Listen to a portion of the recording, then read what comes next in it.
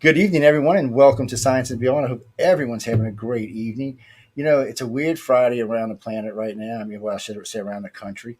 It's actually cold down here in the South, which is weird because we just today. So this is our week. So Monday it's 33, Tuesday it was 72, Wednesday it was 40, Thursday it was 70. Today it was 75. Tomorrow it's going to be 28. I tell people all the time if you're not used to the up and down climate, don't come down here in the wintertime. It'll kill you. All my friends from Montaldo, I'm coming. It's warm. I said, yeah, come on down here and see what's going to happen if you don't get sick. It's just a roller coaster ride the way our weather is. But we haven't get no rain, so that's a plus. We've been sending it out to LA. Go rain Yeah. out Yeah. there. And by the way, I'm mad at y'all. What the hell happened with the Rams?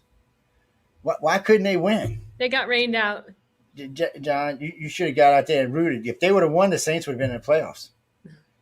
Oh man. I'm just saying, man, it's rough out there, man. People, in case y'all don't know, John and I'm from Los Angeles. In case y'all don't know why I keep referring that. So, anyway, guys, welcome to the show, ladies and gentlemen. We have John and Emily Goodwin on tonight. I actually call it the House of Goodwin, and see, it's actually in the band that's rolling by. And they're from Galaxy Press, and actually, these guys are great. I've been knowing them for a while now, a couple of years, about 4 years now, I think. And I had a blast with them just recently out in LA in October. They do a lot of hard work. Actually, I see who the hard worker is, but we're not going to say nothing on it. No, I got to say, everybody I've seen there was unbelievably hard working. And in a few minutes, we're going to talk about somebody who just passed, but I don't want to start the show quite like that. But guys and girls, if you're interested in any of this, pay attention. We're going to be crossing a lot of subjects tonight, as we usually do, and we'll be talking a little bit about what they do and why they got involved with it and how it's changing things. I got to say, I was quite impressed when I was out there in October. So, John, Emily, welcome. Y'all looking good tonight. Good to see you, Joe. Good to I see you know. back They, again yeah, here they're now. good looking power couple. I'm telling y'all, huh? They look good. Why is my messenger flow? Oh, hey, guys. Look, y'all try to, because John didn't want to see comments. Why don't y'all try to use one of the forms of chat, either YouTube, Facebook, or Twitch. We've got 5 Facebook pages you can comment off. You can use 3 of the YouTubes. And, of course, there's Twitch. I know y'all like to message me on my messenger, but sometimes it gets a little weird. They used to do messenger group. Now they just it's like a string of messages going down. Like, and sometimes I want to read them, and sometimes I'm ignoring. I want to ignore their asses because they get a little crazy with it. I got to call my sister. I know my niece was having a baby this weekend, so I got to find out what she had. Hopefully, it was like twin boys or something, just to see my sister's face. I'm an evil brother. What can I say? You're going to say congratulations. Yes, I will. And then no telling what they've been up to. But well, so I seen y'all the other day. I was looking on it was a Facebook page that posted something about y'all were editing something on page or something. Yeah, Proofreading. we're proofreading the Rise of Future volume 38, which releases in April, which you will be coming out for. And so Emily and I it's a double win on that for us when we get a proofread and know that we're going to have as a good book. But 2, it gets us familiar with all the different stories and art that enable us to be a little bit more hands-on when talking and working with the winners. So it's so fun discovering all these new writers and artists, which is just amazing. I mean, everybody I met out there was amazing. Actually, even it was strange for me because when I was looking at the winners out there, y'all went from 17 to what 66, I think it was. 67, yeah. Yeah. And that's a wide range. Yeah. I mean, that's inclusive. There's a lot. I mean, it's not inclusive. I mean, there's just a lot of.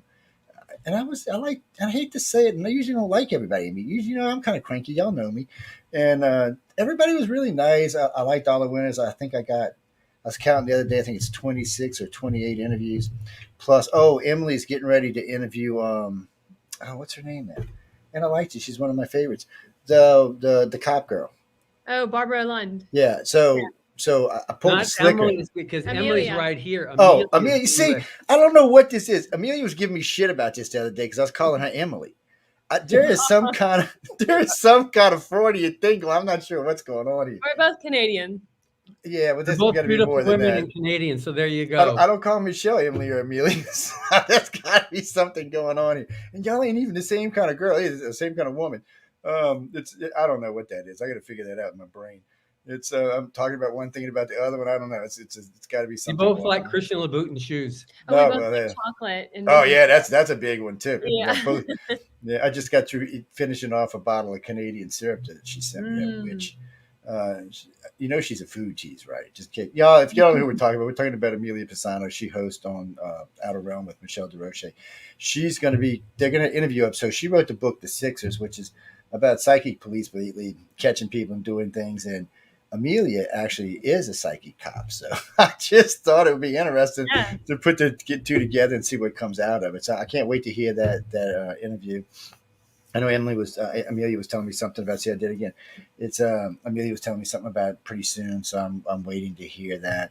And I got a couple other ones coming up. So I still need it. I want to talk to that boy in Australia. He is just. I was watching that interview again. I was watching the clip from. He's just, guys, y'all got to go see this. So you got to go over. What is it? Writersfuture.com. It's what 2021, 2020, and 2021, right? Yeah. That's how it's titled. Yeah. So y'all can get it off of one of our pages, but if you go over there, it's about, I don't know, halfway through somewhere. You can't miss him, guys. Big blue eyes. The guy is just full of energy. He was the grand prize winner. Oh yes, and he acted like the grand prize winner. Chris Winspear from Australia. Yes, he was a blast to listen to. Yeah. I mean, everybody seemed to have fun, and I liked how everybody took a subtle approach. Now, I know we got a little bad news tonight, so who wants to? Well, unfortunately, we had this morning, very early this morning, about 12:30 a.m. We lost our coordinating judge for Writers of the Future. He's a international best-selling author, New York Times best-selling author, Dave Farland, also known his real name is Dave Wolverton, depending on whether he's writing sci-fi or fantasy. Most people know him as Dave Farland. He's been with the contest. He was the grand prize winner in Volume 3, and he went on to become extremely successful, and then he became a judge for the contest. And he has served for a very long time as the coordinating judge, and a lot of people call him the author whisperer. And it was much too soon. It was very unfortunate. It's been a very rough last 48 hours. But, he has left behind, just if you see the tributes to him, he has just touched so many people and helped so many people, so many authors. And so he will be dearly missed. Well, if you want to see him in his environment, there's several of the galas that are up on YouTube that y'all go check out. You can see him in several of them. So, maybe we could get somebody to maybe we should get somebody to go through there and do a little tribute to him or something. Yeah, well, I'm working on that right now. I'm putting together a Okay. tribute. I've got judges. I got people sending their favorite photos with him, and it'll be between 7 and 10 minutes long with photos from him as a baby all the way up to being a student, a dad, his jobs, a husband, a mentor, a prize-winning author, just all the different things that he did that he touched so many lives on. He was such a gentle person.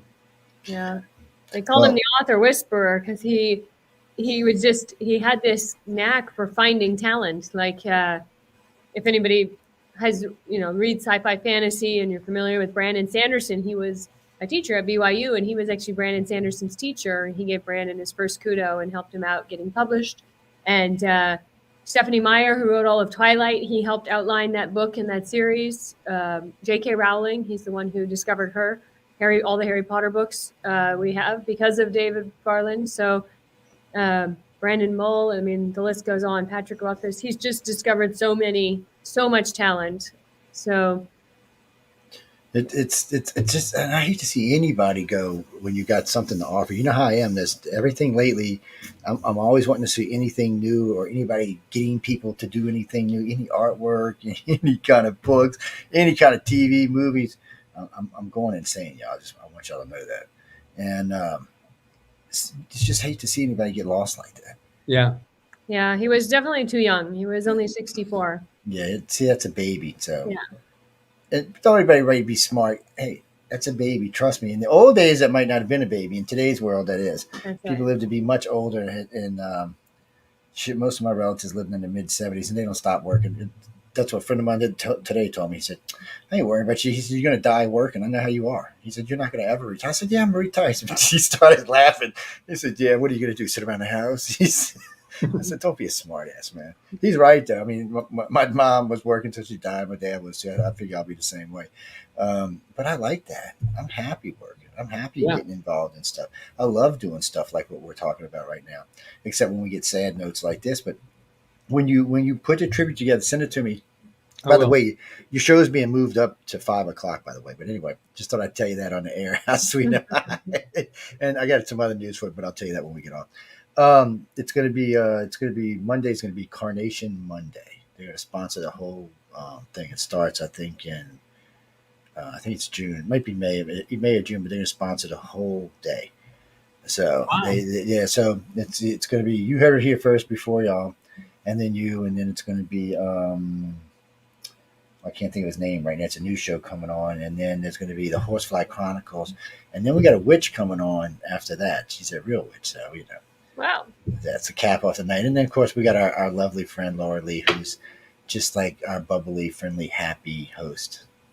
I don't know how she does it either. She's like, oh, I'm like, I'm going to kill you. Stop it. she's always happy though, and it's always nice to have a host like that on a network, especially when things are going on. Yeah. I mean, I just hate to hear about Dave because he did. And come on, if he found J.K. Rowling, God knows who else he'd have found for us. That's right.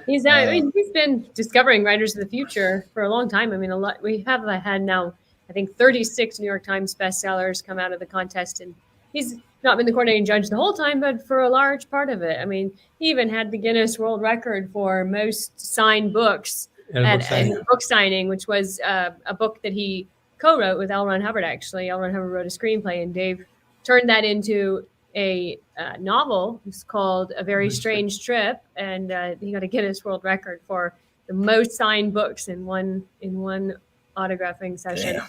Yeah. But look, I remember when they say this, they mean this because I was at their last signing, and damn, there's a lot of books being signed. I think it was over 5,000, right? Oh yeah, a lot of books. Yeah, that was a lot of books.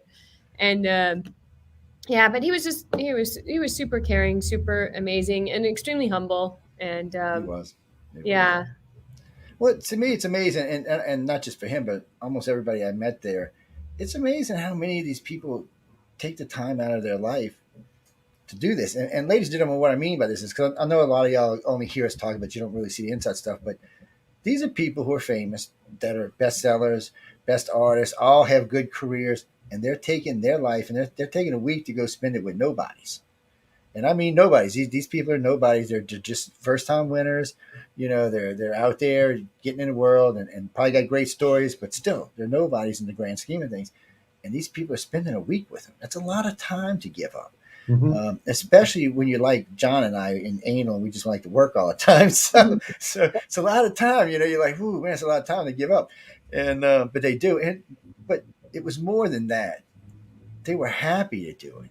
Yeah. I really did expect, and I'll be honest about this, I really did expect to see maybe a little crankiness. I didn't see any. I didn't even see any with the winners, and I know y'all were pushing the hell out of them. It was a very well done, the whole thing was really nice. I should have just put a damn thing on my shoulder and recorded the whole damn thing. But guys, there was just a lot going on there, and all I can tell you is, if you're a writer or an artist, just go over to their website and check them out. Go over to galaxypress.com or go over to writersofthefuture.com and check it out what we're talking about. All you can do is try it. I actually talked my son, and he's writing one right now. That's great. Yes, because he can actually write. He's not like his dad. He can actually write. His dad can scribble scratch. It's funny because I was doing a list of stuff, overages on one of the jobs. And my partner comes up. He said, "Thank God you can read that." Oh no. I said, "Well, yeah, it's my own. It's JoJo Ease. All the hosts call it that. All my friends that work at Icon all call it that. They learn how to read it after a while, so they figure out what the hell it is. When you've been watching it for 5 or 10, 15 years, you're like, oh yeah, I know what that means." Yeah. No, it took me a while to get the hang of. Yes, and then I'm real bad about leaving out words or sentences. Sometimes even paragraphs. My brain works way too. One of my owners called me. They said, "Joe, have a knack for it." No, yeah, a good friend owner calls me. He said, "Joe, did you forget something in that message?" I'm like, "Well, I go back and read. Yeah, I forgot like half the message. I started and stopped. There was nothing in the middle." I was like, "Oh damn." It's Yeah. people don't laugh. It happens. I'm old. What can I say? I was like that when I was young, But that's why I uh, was really happy to be able to talk to you. It was a year ago, New Year's night that we spoke. It was last year that we actually spent a couple hours talking about New Year's resolutions, and so now it's a year later. We can talk about all the different books you've written since we talked about your yes, New Year's three of resolutions. them damn things too, man. Three of them books. And you know what I did when I read them? I went. That's what happened to them things. But I did. I will be honest. I did try one, and I even tried. I put the pad I got from you. I actually put it in a car because I had been listening and stuff. So I said I figured I'll hook it up through the system, and I can talk to it while I'm driving. Yeah. So I did that for about a week, and then listen, I hit delete. I was like, nope, this is jibber jabber, and hit delete. I don't know. I don't have the knack for putting things where they need to be. I don't know though. I gotta say, I actually learned some stuff when I was out there with y'all. I actually learned quite a lot about art. Of course, I didn't know anything about art, but I was like, damn, that's how you do that? Well, that's what it looks like then. I was like, oh, I was No, that's completely amazing. ignorant, all I can say. And I sat in a couple of author classes, so I snuck in the back and sat back there and listened for a while. And I learned quite a lot of stuff. And people, I didn't win no books, and I still got to learn some. So I didn't write any books, but it's still nice. If I can learn, all I can tell you people, if I can learn something, y'all need to write a book because y'all can all learn something. It was a lot of fun. You're so hard on yourself, Joe. Oh, well, no, I know. You see, I've always known what my good points are, my bad points are.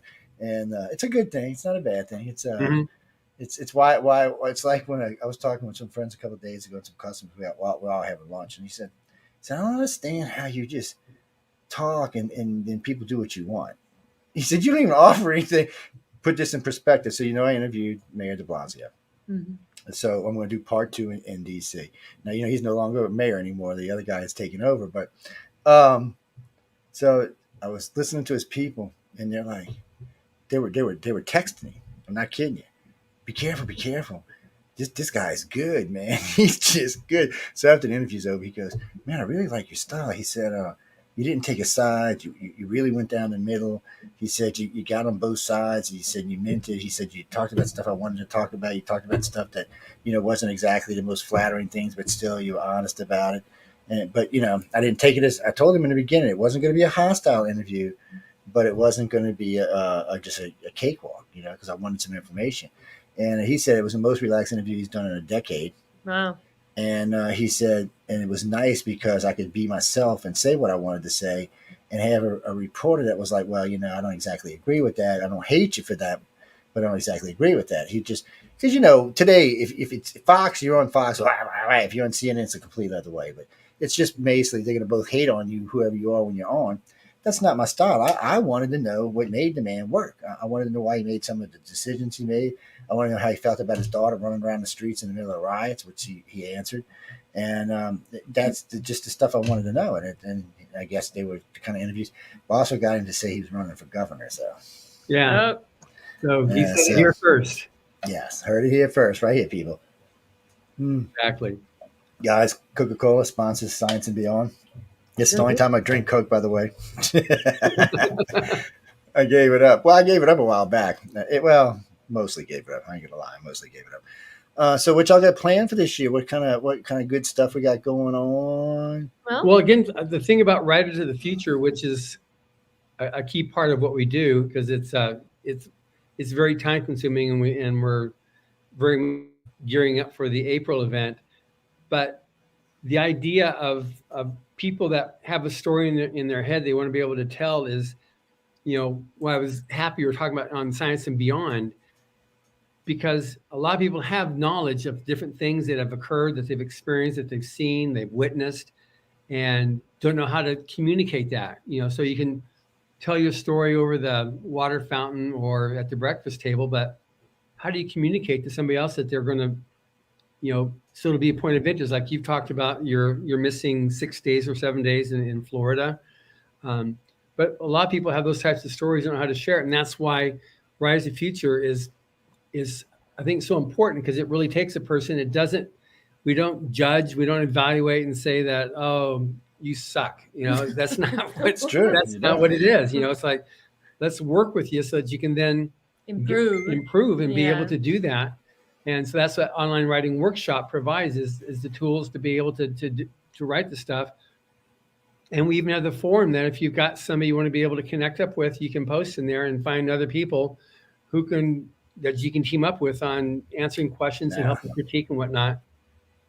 No, wait, what's Wolf do? He's the Wolf Moon? He's the moderator? moderator of the moderator, Registered Teacher guys. Forum. By the way, I love this guy. He's another one I had a blast with.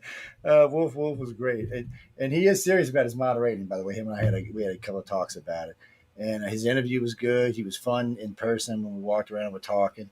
People don't realize it because I don't have big press things all over me, but anytime I'm talking to you, I'm listening to what you're telling me. It's everybody, it's just one of the things that's in my head, and I'll either use it in an interview or I won't. But I mean, everybody was great. I didn't just see anybody that was out of, I know there was a lot of stress in there somewhere, wrapped up in somebody, but they weren't showing it. Maybe when they got in the room, they were like, ah!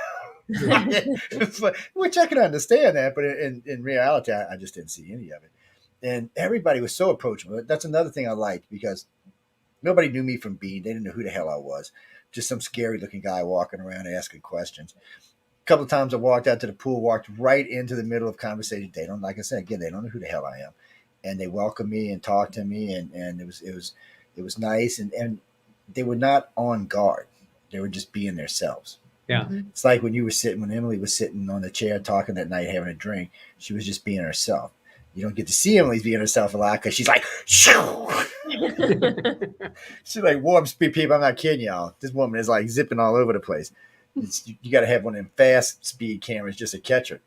But it was just nice. I mean, everybody was laid back. John was great. Him and I walked around. We got to have breakfast in the mornings together, which was kind of nice. We got to talk, and I got to pick his brain about different things. And then of course when we were sitting there, everybody came in, was sitting there, or we walked in on breakfast and everybody was sitting there. It was just a nice feeling, a nice environment. I've been to a lot of places, a lot of lectures, a lot of conferences, a lot of different gigs. Some are really good, and some are like, oh my God. And they all sell themselves as the thing. So I was impressed with it. But if y'all get a chance, people, get out there, write a book, just so you can come and meet the good ones. No.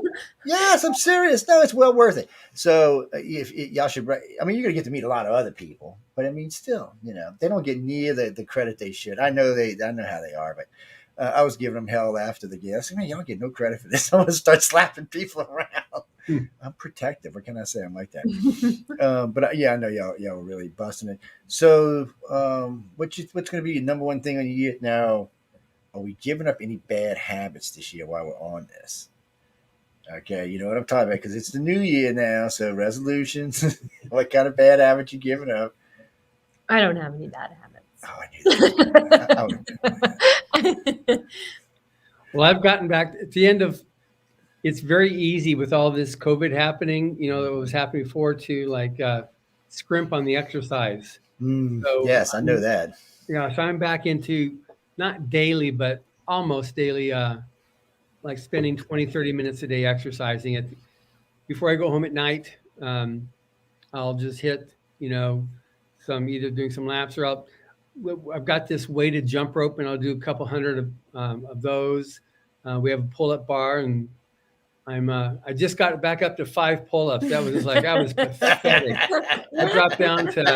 I did 2 after I got back into it recently. I was 2 pull-ups and now I'm back up to 5. So my target is immediately the next couple of weeks to get back up to 10. It was just like, oh my gosh. It's funny. Last time I see my cardiologist, he said, you should get like you one of them stair stepping things. I said, really? He said, why don't you come to work with me one day? He said, I said, dude, my office is upstairs, my house is upstairs, everywhere I work is upstairs. I'm up and down, up and down, up and down. It's like this house where I live. It's got this huge ass, long ass hallway. And, the house is built 12 feet off the ground. So anytime you go outside, it's up and down, up and down, up and down. I take the dogs out, up and down, up and down. But at work, almost all of our properties are all raised, or if they're not raised, they got second floors or third floors. So it's always up and down. My office is on the second floor. It's always up and down. So that's actually nice. I don't have to do as much. Because I know last time I got on the treadmill, I was 10 minutes and I was going. She said, well, you can stop now. There's nothing wrong with your heart. I was like, okay, that's good. That's great. Nice. That's good. That's always good to hear. Yeah. So what about yourself? What are you going to change this year? Not to eat anything. You know, I tell my friends all the time when they tell me they're on a diet, they said, how can I not, how can I lose weight? I said, stop sticking food in your mouth. That's just the easiest way. So, no, I gained like, oh God, almost 30 pounds. Yeah, right. But it wasn't because of the COVID. I was doing good. I was down. I had lost like 26, 27 pounds. And then when I got that trigeminal nerve thing, they put me on these new pills. And it just was like, it did 2.5 months. It was bad. Wow. So then me and the doctor had a talk. So now I'm losing about 4 pounds a week, 5 pounds a Oh, week. good. Yeah. It's I said, yeah, we got to adjust this because I said my cardiologist is going to kick me in the head when he sees me. I was like, besides, I got a lot of nice clothes. I'm going to have to be buying new ones. Yeah. It's I'm looking, but no, I like, you know, I'm a decent sized guy, so I like being around 210, 220. Right now I'm about 245, so I don't feel as comfortable. Everybody's got their weight they feel comfortable in, you know, so you just got to get there. Miss Beanpole over here, and she ain't got to worry about it. In case y'all know, Emily's like, you can't see her, but she's like this big. I'm not kidding. No. I could actually pick her up with one arm and just do. You wouldn't even know she was there. I was like, yeah. No. Well, there was quite a few thin people there. I guess because we were in LA, I should have realized. It's Hollywood. I mean, what do you expect? When I said that, I should have realized what I was saying. Yeah, you know. I got anything over a size 2 is like quick, go Oh. see a doctor. Yes, I know. I remember stumbling into the salsa dance. Maybe I'll give that up for. Oh, yeah. That was just weird. You There were some Echo good dances in there, though. Huh? You, Echo, and Tom joined in. Yes, it was strange. Echo cracks me up, man. Tom cracks me up too, but Echo just cracks me up. And they are so scared of her. It's so funny to me. They love her to death. Everybody all the artists I talked to said she was just the greatest thing since. But she's the coordinating judge for the Illustrated Feature Contest, Echo Chernick. She has worked for every major label probably in industry. She's done so many different things that you're familiar with. If you look at it and say, oh yeah, she designed it. Yes, but they're scared of her. I don't know why they're scared. I mean, she has quite a big career, so I think they're just a little intimidated. Yeah, they are. It's a respect thing. It's not a bad thing. I didn't mean it like that because they all found her very approachable and she talked to everybody. I've seen it. She went out of her way to talk to everybody actually. But then they got scared when the three of us got together for some reason.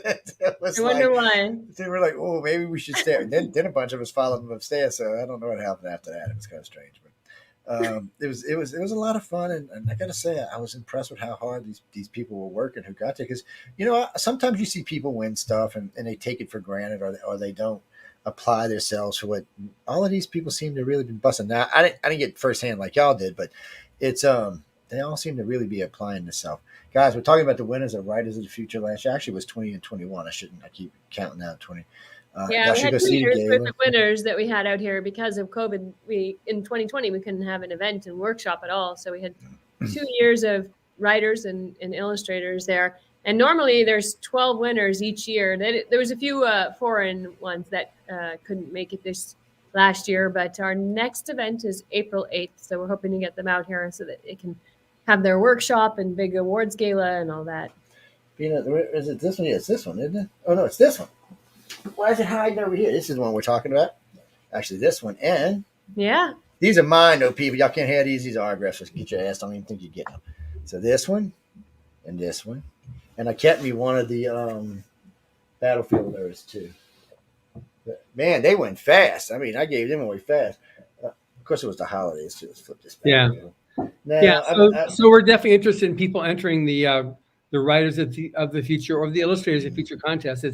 And for those who don't know, it's a writing competition for speculative fiction, so science fiction, fantasy, alternate history, dark fantasy, and it's free to enter. The judging is blind, meaning that all the judges will see is your story or your art and a number that gets assigned to it. So you win strictly by merit alone. Winners are chosen and are flown out to Hollywood for a week-long workshop, and that's where you met everybody. Yep. And it's 4 quarterly contests that run. So right now, we're in the middle of the second quarter. So first quarter runs from October 1st to the end of December, then January through March, April through June, and then July through September, and then starts the next year. Yeah, there's volume 37. And there's Dave's name right there, edited by. Guys, you should read them anyway. They're all good. I haven't really ran any questions stories that I like. They may not all be to my taste because some of them are in different genres, but I enjoyed all of them. Yeah. Stop. Now, I taught some of them think some of the winners something. I said, when a host tells you they read it, question them. He's like, why? I said, trust me. So one of the girls said, she goes, because I said something about the story. She said, well, did you read it? I said, no. But she busted me. And that's what I wanted to do because it automatically puts them in control and takes the host out. So it's just a better way of doing it. They needed that. Most of them did good, and I liked them. They're learning. I think some of them will do quite well for themselves. Yeah. And at least we got to know them. So when they're rich and famous, I'm standing, hey, yeah, I kind of remember you, maybe. Yeah.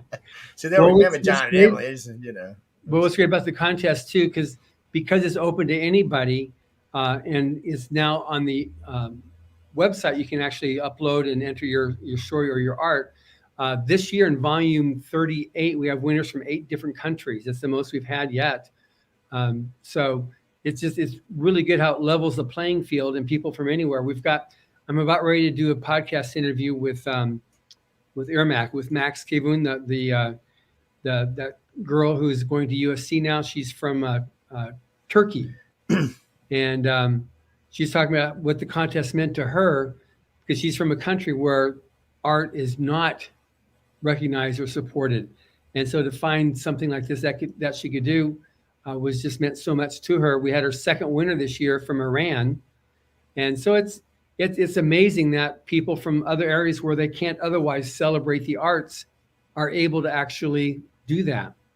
So we're very excited with how the contest is growing, and a lot of it has to do with working with you. I push out. I push out all the time. Absolutely. And we got a good international audience these days. Yeah, too, so exactly. Nice. With 100 countries at least that will be listened to any show that we do, and we have the podcast. I got to poll your show. I haven't polled it lately, so you're probably over 100. I didn't mean to cut you off, but you're probably over 100 countries. Yeah. I haven't polled it in a while, but I will next time. When I move it up to the next slot, I'll poll it and see what they have. Because you've been getting lucky lately because I like y'all. So y'all can catch John on Mondays. He's always going to be on Mondays. That's actually his home slot. Now, occasionally when I'm feeling generous, I play him after Michelle and I on Wednesdays. So it's like a million listeners almost automatically. And then I'll play him sometimes on Saturday and Sundays. Now, we are going to start rerunning some of the shows. You're one of the ones. You heard it here first. There's going to be a couple of shows they're going to be rerunning on Sundays. There's also going to be a new gospel show on Sunday, which I'm not sure how that's going to work out. We'll have to wait and see. But religion scares me. What can I say? Not in a bad way. People, calm down before you start writing to me. Since I don't want a bunch of emails. That's these text messages already. Oh Lord, I got in trouble the other night because I used a retard word. I'm still getting emails. Shame on me. And people, it was in good conscience. Y'all just took it the wrong way. That's all I can say. Y'all just took it the wrong way. So. Well, y'all already know who some of these winners are already. That's right. I ain't going to ask you who they are, so we'll keep it as a surprise. But I know y'all know, and I know y'all know some of the stories and all. And when they mean it's blind judge, they really do. I was out there. I was talking with the judges. It was kind of funny because I asked a couple of them. They're like, well, we get the story, you reread it, and you either like the story or they don't. It's just how it works. But I got to say that too. When John said earlier, they don't send you a nasty letter, and we said they don't. They just say, okay, well, thank you, and try again, or maybe you might get lucky and get an honorable mention. Who's telling me they got a couple of honorable mention? Was it?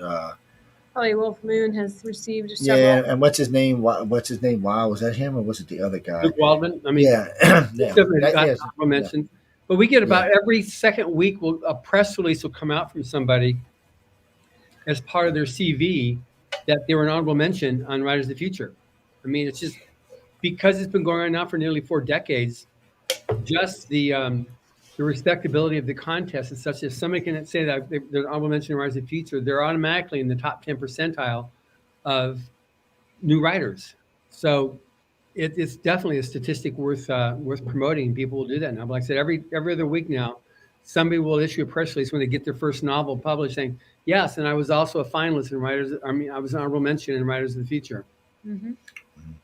I was thinking about this. Tell Johnny I'm bringing a big box because I'm stealing the espresso machine. Oh no! I'm sticking it in a box. It's going to disappear. People. Now, I brought that up because somebody had just asked about y'all being in a green screen, and I said, "Well, they could be," but I said I've been in their. No, this is not a green screen. I was going to say because I've been in their offices, and their offices are gorgeous, by the way. They really are. It's a beautiful setup they got in there. I got the grand tour. I was enjoying it. I was enjoying the coffee actually. What can I say? I'm You easily move the camera around to see the room. yeah, because it's a great. No, it's fine here. See, look. Hey, I'm in the See, look at you like a beanpole, God. office. Oh my God, girl, you need to eat sometimes. Oh, Yeah. I eat a lot. You'd be surprised. Well, yeah, well, yeah, you probably can because you're on. You got a high energy, so you're going a lot. So that's one of those things. It's guys and girls. We're talking about the Writers of the Future. Actually, we're talking about writersofthefuture.com, so y'all can go over and join the contest. But Yeah. we're actually talking about the event from last year, and wasn't that far away. It was only in October, so you can catch it up. Last time I checked, there was about 25,000 people that had viewed it in there.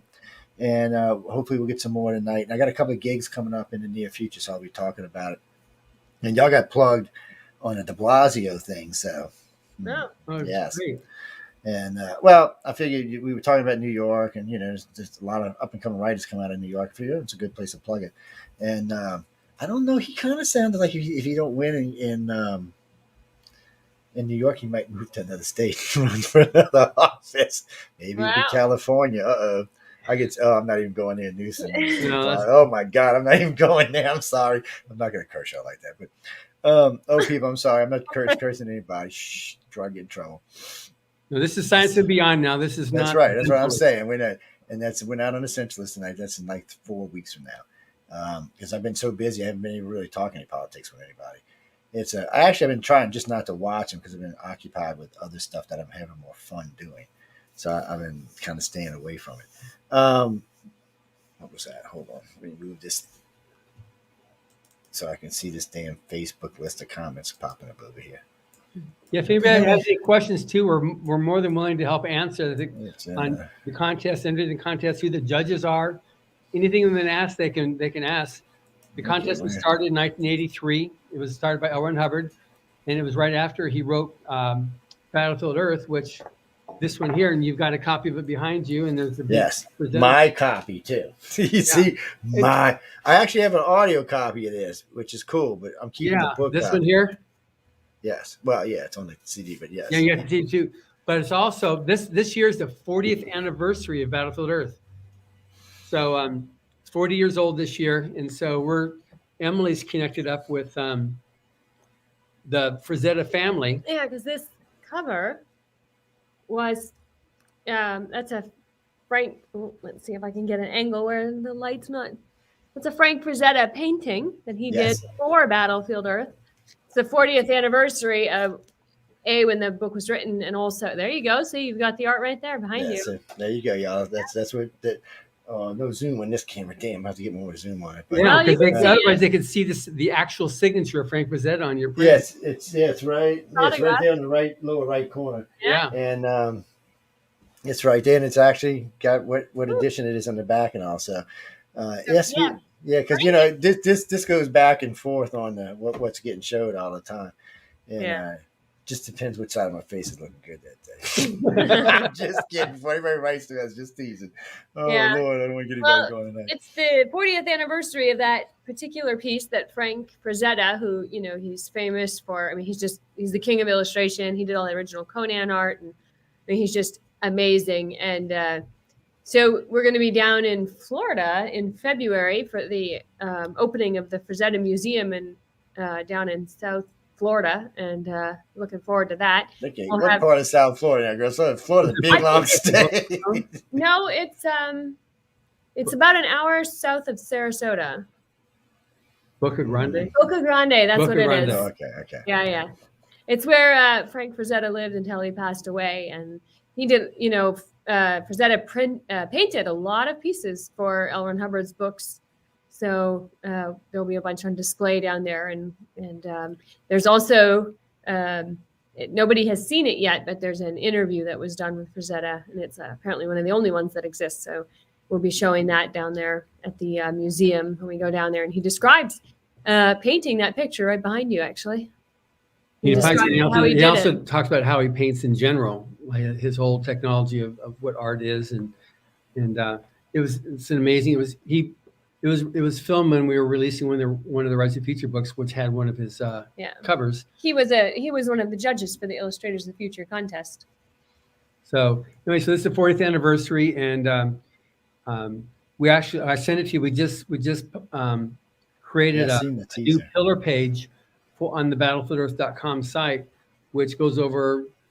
It answers questions, but it also helps to explain why it is a perennial bestseller, and it's sold nearly 5 million copies now globally, and it just continues to sell well. And it's a story. I mean, you've listened to the audiobook, I believe. But it played between the week of Christmas and New Year's. Oh, great! Yeah, Nice. so So it played. I had to advertise it, so it played from 11 to 2 a.m. 11 to, it was, I think it was in 5 hour sprints. I had it. It was either 5 or 6 hours, Wow. and I just let it play. And we did it. We've been doing it since I got the original. Since about 2 years, 3 years. And I think it's the third time, and people enjoy it. It Yeah. surprised me how many people tune in, especially since it's a little later in the evening, and it was only halfway. People know that during the holidays I play a lot of weird stuff because I play War of the Worlds too, mhm. and but like the first night, I think I seen about 25,000 people logged in listening to it. It just kind of went up from there. I guess people started telling their friends and all that it was playing, and then we started getting comments about, "Oh, where can I get a copy?" I'm like, "Really?" I said, "It's kind of self-explanatory. Just go over to galaxypress.com," because I had on the banners, it had galaxypress.com on the banners. So if they were going to like YouTube or something like that to listen to it, you could actually see y'all's website on there.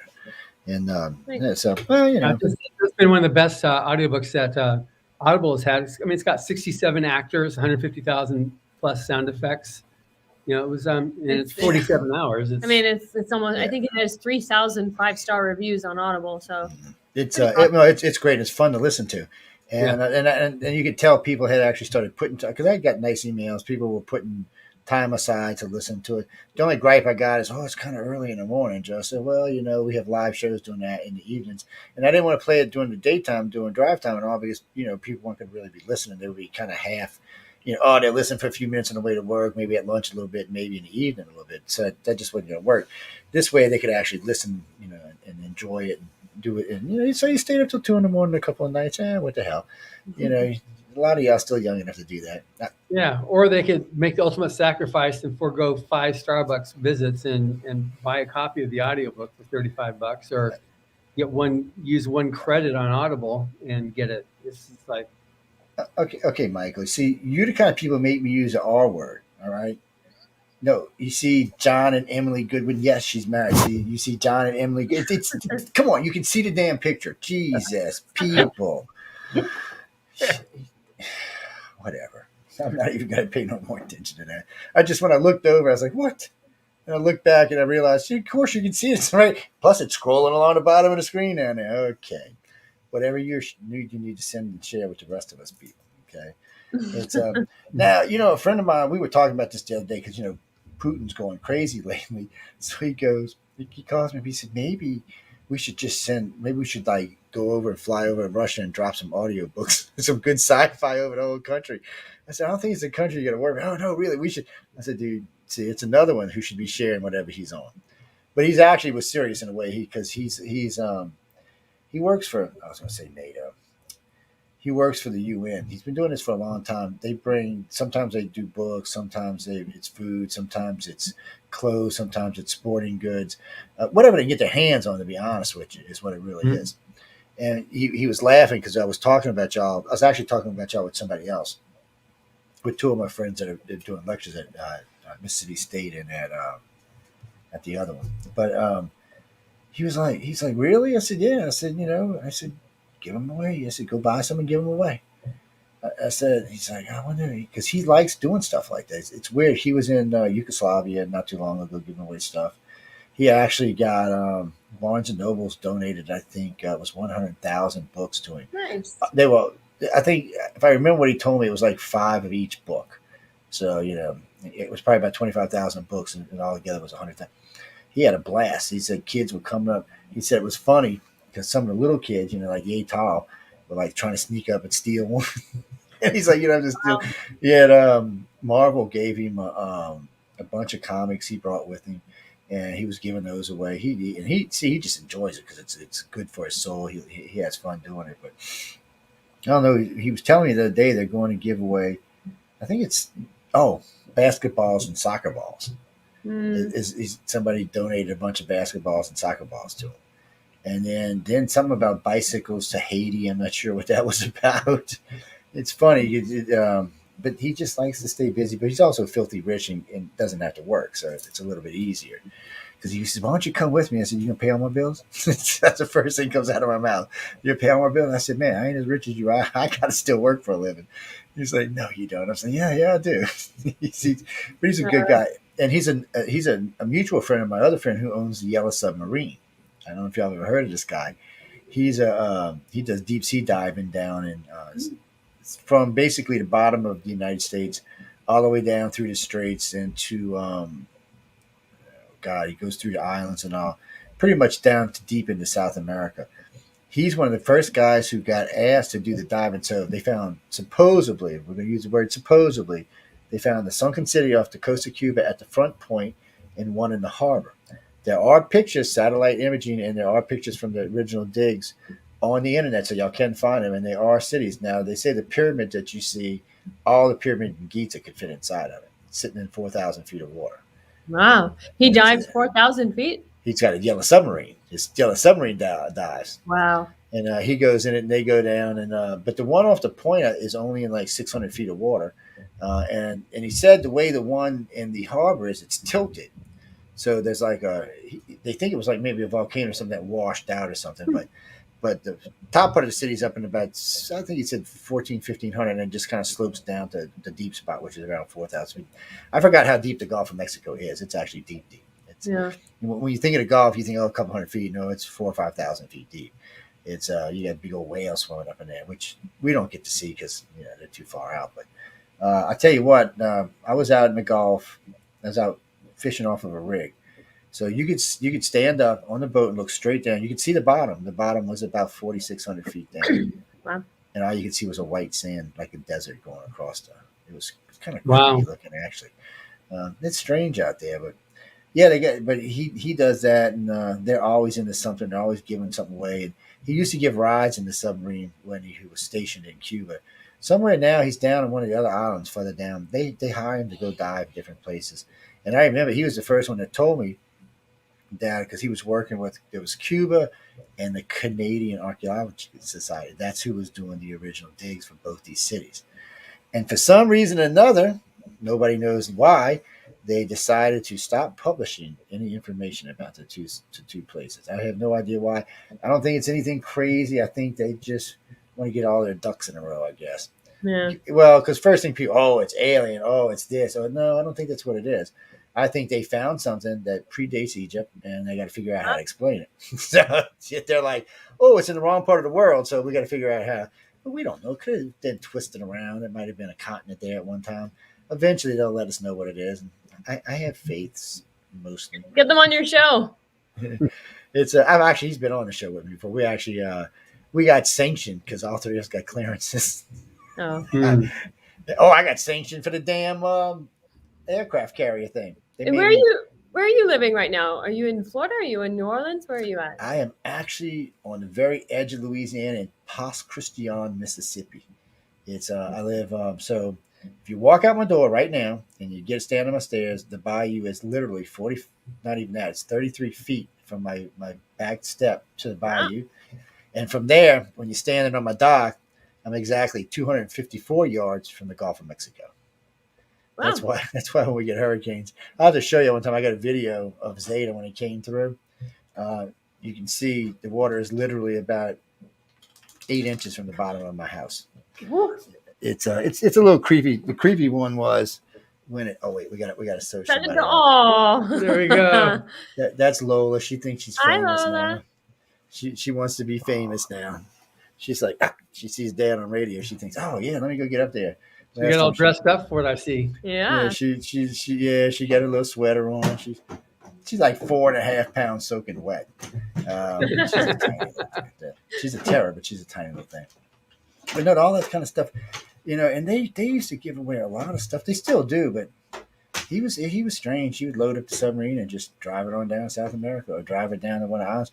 I know he was working down around Venezuela for a while because they couldn't catch him. He could go in and drop stuff on the beach and haul off. He'd get out about 100 yards and just go in the water. They weren't getting him no more.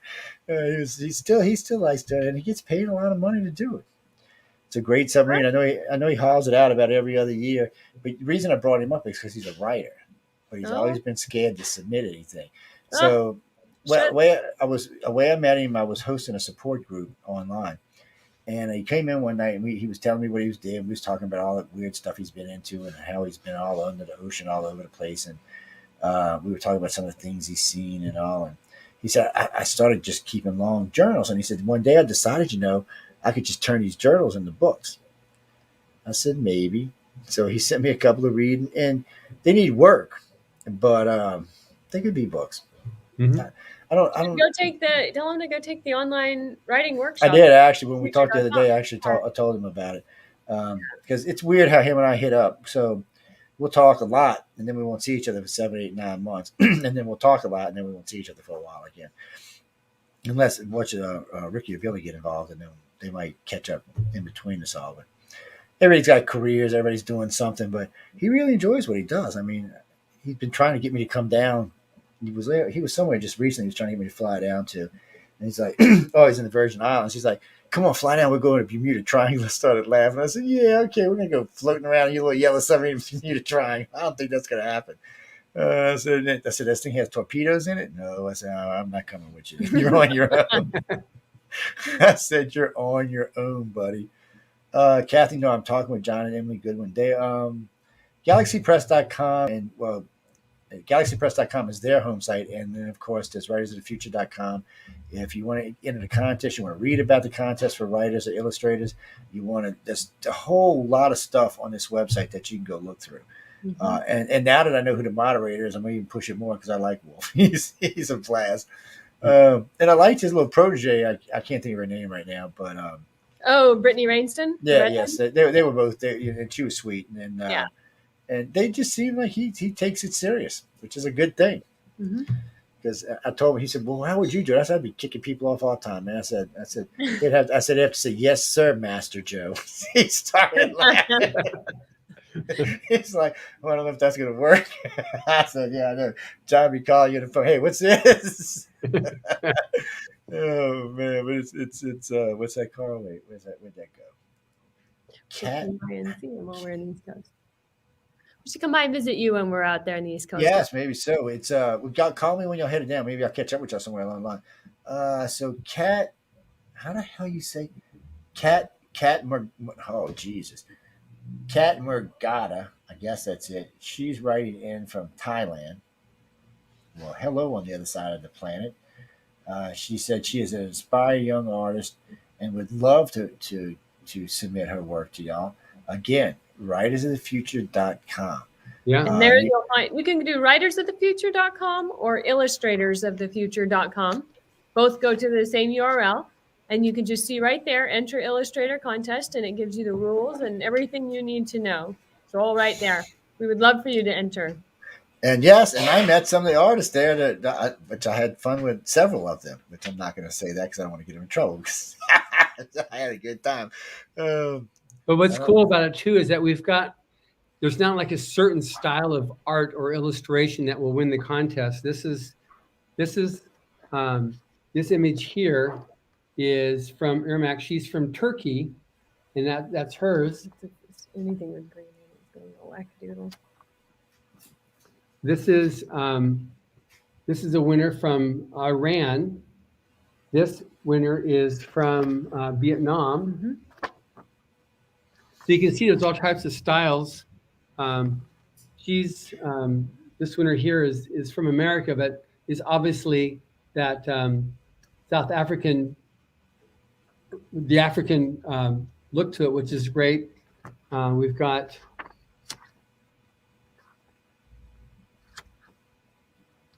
and there's also the more classic conventional art too. So it's all types of art that will win. It's not just like it has to conform to a certain look or way. It's just got to be obviously really, really good.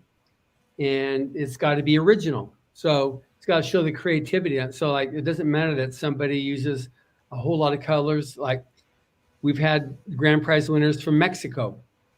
Well, the color usage in Mexico is way different than the color usage It in is United too. Kingdom or in Australia. So we got winners from all over the world. Mhm. And so it's not because it looks a certain way. It's because the creativity is just, it really makes it stand out. And if y'all can win, the artists, the judges that were there, and the artists that were there were given great advice. Like I said earlier in the show, I actually learned. I sat in on Echo, and I sat in on Tom oh Wood as well. not Tom. I didn't get to sit in on, but Dan why can't it? DeSantos? Yes, and Dan Dos Santos. Oh yeah. yeah. So I got to sit on his, and matter of fact, I stole his whole class. First and brought him upstairs for an interview. The whole class, just the whole class. But no. And by the way, I got to hang out with him quite a bit in time. I mean, all three of them were great. I mean, his wife was very nice. I had a great time talking to him. We all sat around several times, and had drinks and just chit chatted about different things. But uh, I watched him, talking with these students. He was serious when he was in that, because don't get me wrong, him and I kidded around a lot doing that. But when he was in that class with everybody, he was serious, and he was Oh he yeah. was he was showing it because I sat in the very in the back, so I didn't want to distract anybody, so I was just sitting there listening. And I watched. Everybody had their pads or their laptop, whatever they had. They were listening, pay attention, writing. Some were writing on a pad, which I still like to see people old school using pencil and pad or pen and pad because I like doing both. I Yeah. use my computer and the pad, but Yeah. he really put on good. And I learned more about Shadow listening to that man for 20 minutes than I had in 40 years of watching artists. I'm Mhm. not kidding y'all, people. I'm absolutely serious. Yeah. Uh, it was just I was Dan Dos watching. Santos. Yeah. I don't know. Maybe it's the way he's explained it. It just sunk into my head faster or better. I'm not sure what it was, but I was watching him, and the way he was talking about layers and the way he did it, and it actually made sense to me. I was like, Mhm. holy, okay, that's just weird. And he was good at what he was doing, and And now you're every going to submit to the Illustrator no, contest? no. Yeah.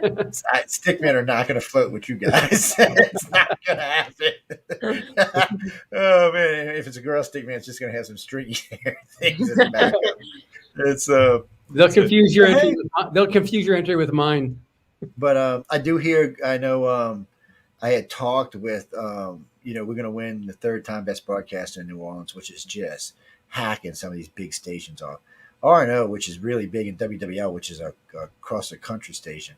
They just cannot believe I've whooped them 3 years in a row.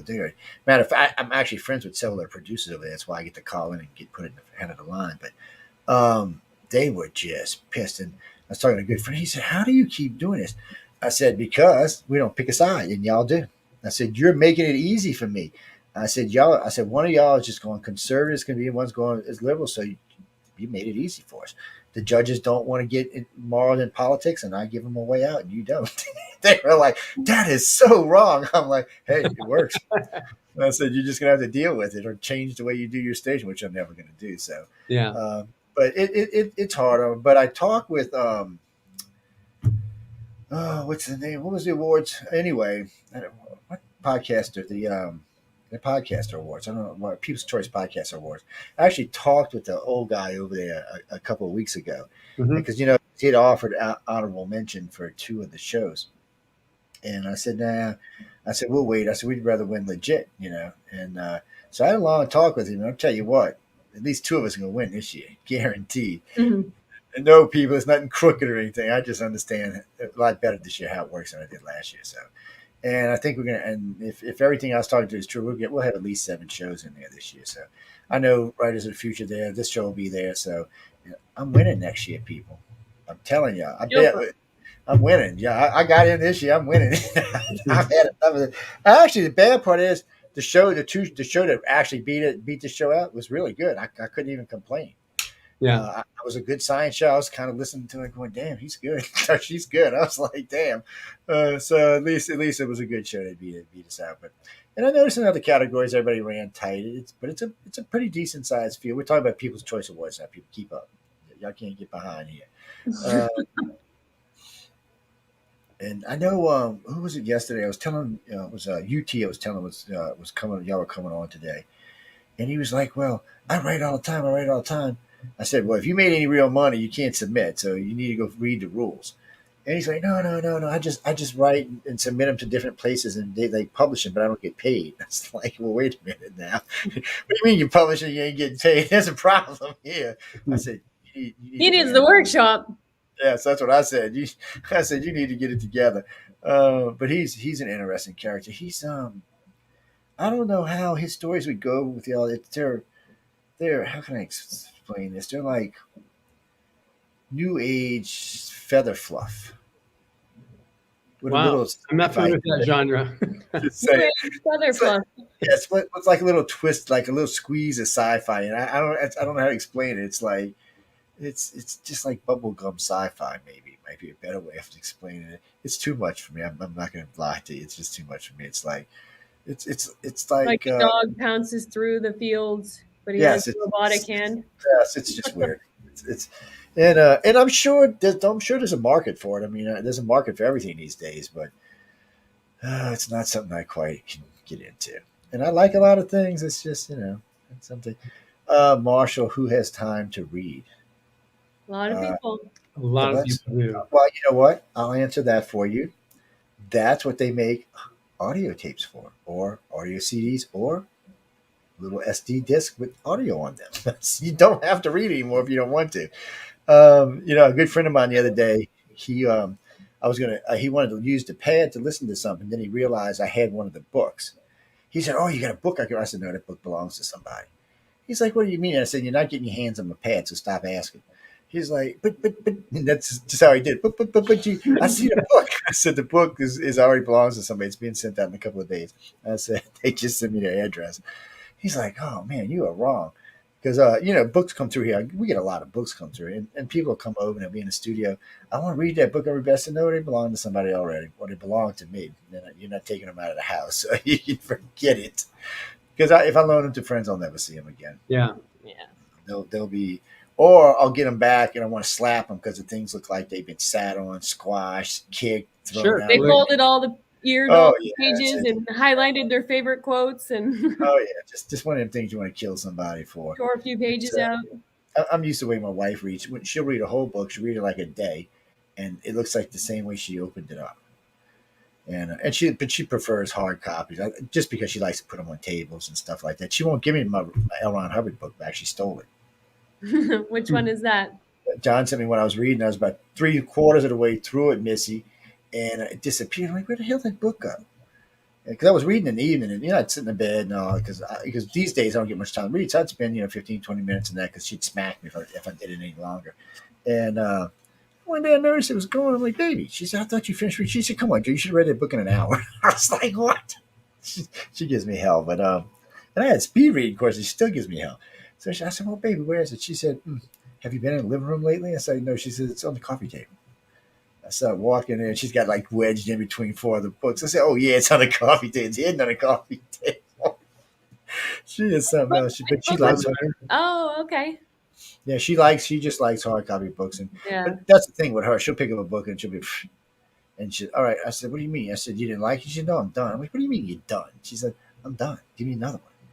I'm not kidding you. I used to give her when guests would send me books in, I would send them to her and let her read them and just make her highlight the stuff that was important for the interviews. And that way I didn't have to read them. And she just was like ungodly fast. And so now it's anytime I get books in the house, she's like, what do you read? And sometimes, so somebody sent me Spirits or something. She said, I'm not reading that one. I don't know what it was, but she said, I'm not reading it. But she likes sci-fi, but she likes a lot of other genres. She can cross a whole wide range of genres, and I know she read everything Anne Rice ever wrote. Well, I shouldn't say everything. Some things she wasn't allowed to read. Yeah. I said, babe, you can't bring that in our house. We have children. It was funny. And guys and girls, don't even ask. If you don't know who Anne Rice is, or if you don't know what that last comment is, you don't know who Anne Rice is, so don't worry about it. If you do, just look it up, right, people? Because that's another one we lost just recently. She passed just recently too. And I hate to see good authors going. It's just because just a lack of imagination. I will say this: y'all were like a little light in the tunnel, because I did see some new imagination here. some of the stories was talking with people about, and some of the artwork I seen looked fresh. It looked like Mhm. something I really hadn't really seen or heard much of before. That was nice. Because Yeah. really, truly, these days, I'm like, please stop sending me garbage. Oh, and by the way, whoever sent that comment a minute ago, no, you can't write an episode of Expanse and send it to them. First off, they're going to probably know it. Really, come on, y'all. Because John just wrote, he said, well, I'll just copy like episode 5 of The Expanse and send it in. It was really good because, Good luck with that. yes, that's what I said because he was right because season 6 is on tonight and he's like the last episode is on tonight, and I'm like, no, you can't do that. I said they'll figure it out. I said somebody along the line will figure it out. So I'm just telling you ahead of time. Yeah. I mean, our judges are so well read that people can't get away with submitting stuff. Illustrators, it's a lot easier to find out plagiarism because Google's got an actual app Yeah, that you can run that we do on everybody when they submit. Anybody that gets before they finally get selected as a that's a good winner. idea too.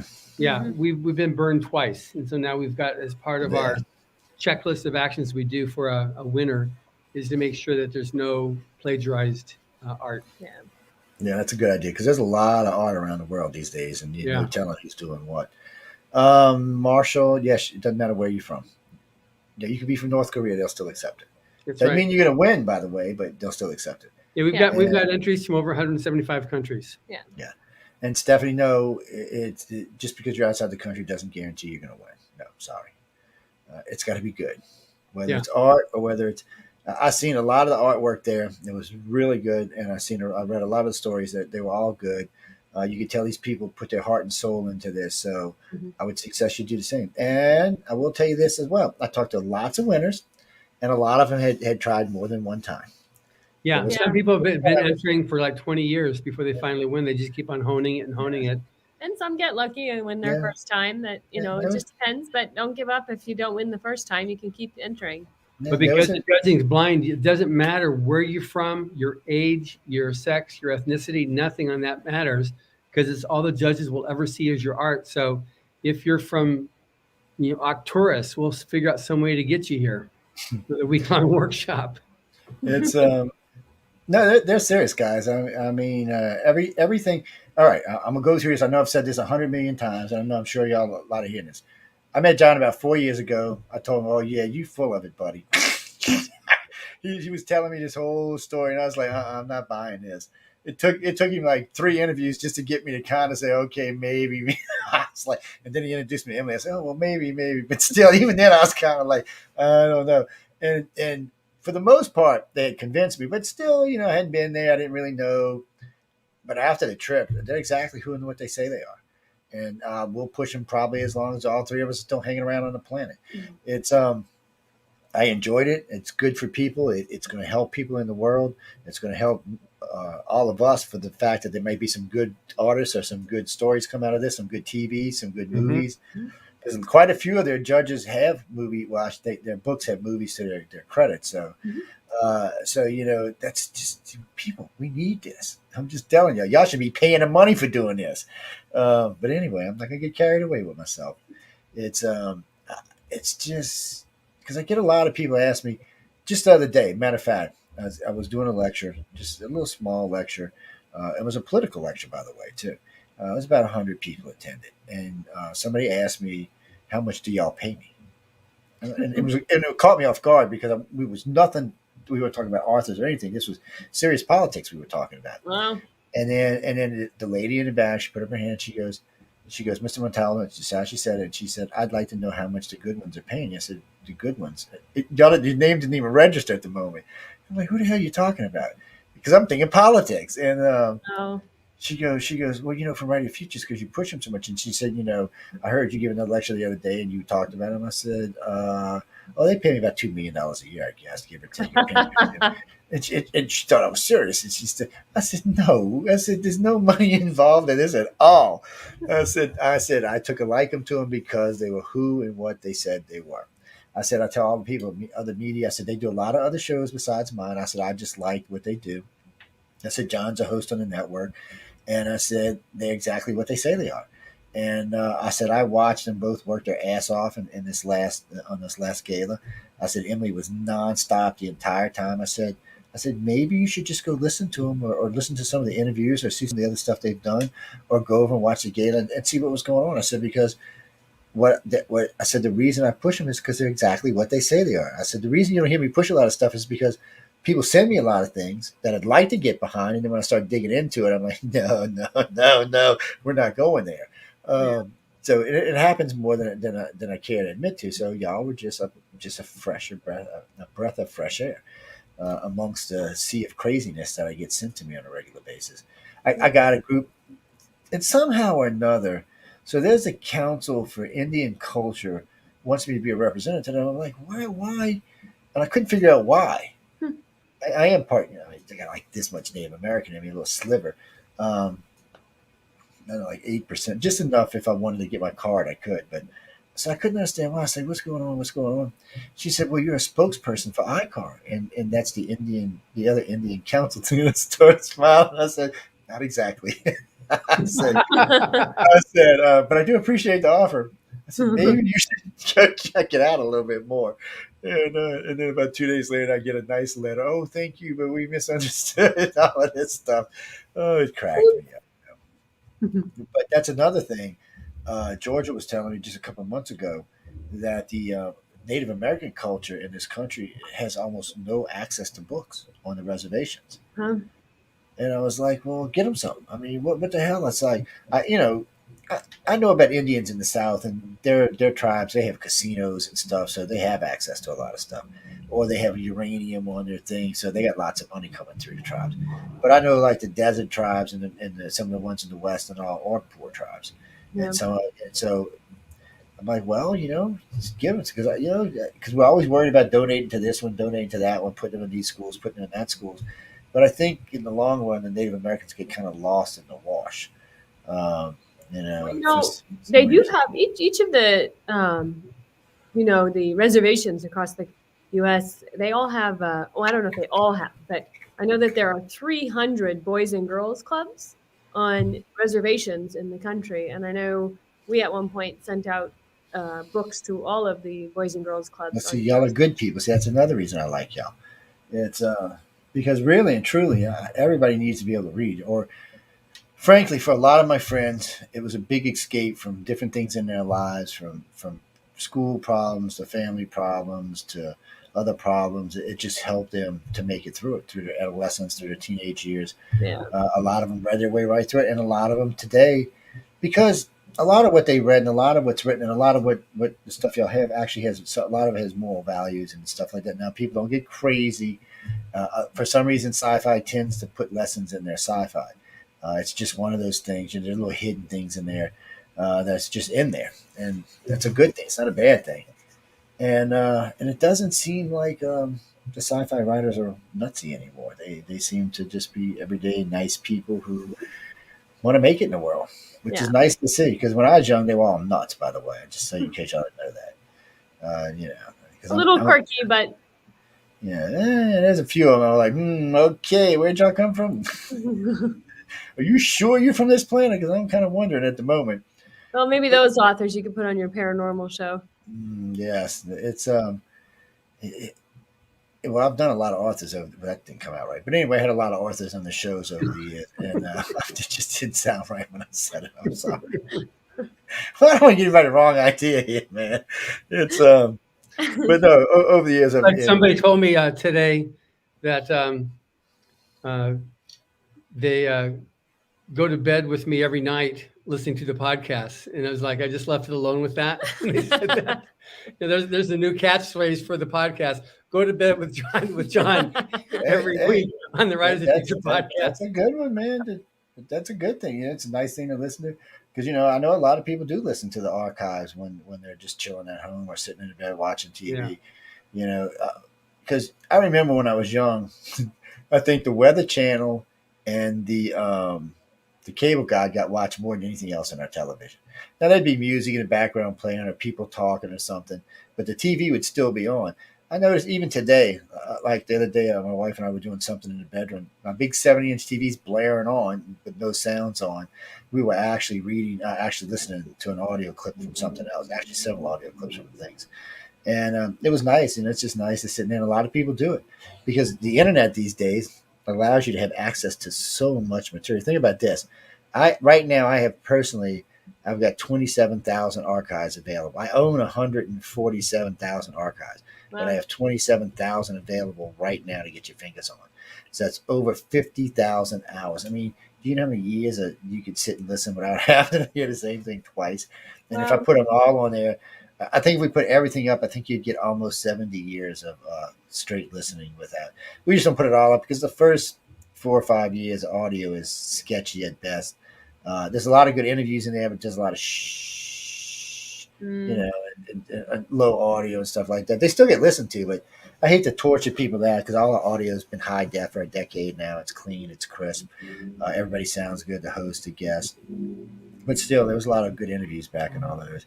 I Yeah. uh, I got I'm gonna be doing an interview with I think was it Michio Uebo? Yeah, it was Michio Keiko. We just had booked it for sometime early summer, and I'm gonna probably ask Neil deGrasse Tyson to come back on too. He was a good interview.